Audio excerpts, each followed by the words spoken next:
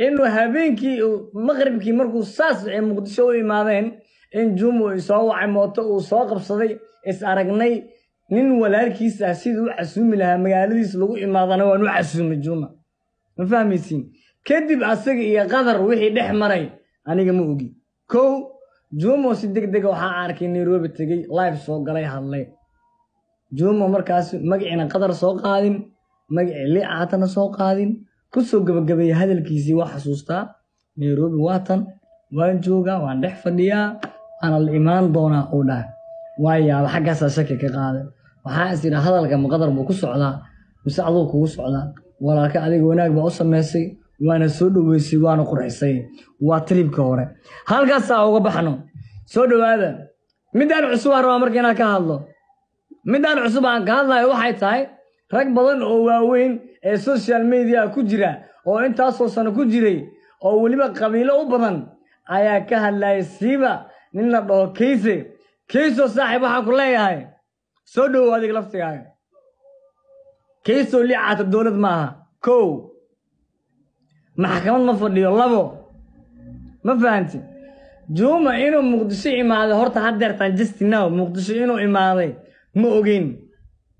waqtigu soo galay ma ogeen gurigu ku degay ma ogeen ma fahmaysiin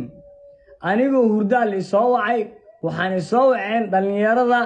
walaalihiis ah ee aadku ugu dhow ee reer Kenya iyo rag kale aniga walaalahay ah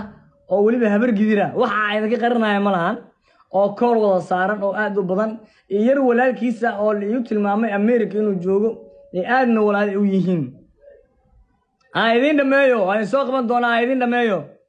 marka waxa dhacday koolkii ali soo saaray war waxa lagu dhahay liibano soo dhawow ninkii Juma ahaa waxa maqal horta habeenkii maqlay in macnaha Juma dagaal xagaas uu ku sameeyay oo qof ku dhintay laakiin asaga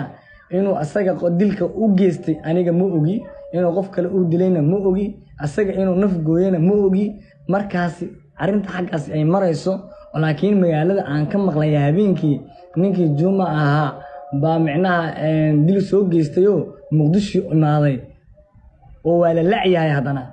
that's why aniga koolka la ii soo saaray dhalinyarada ogaadeen ee jooga Nairobi iyo dhalinyaro asaga la dhashay ee qaarkood America ku maqan iyo dhalinyaro aniga garabkayga ah oo habar gidiro sacada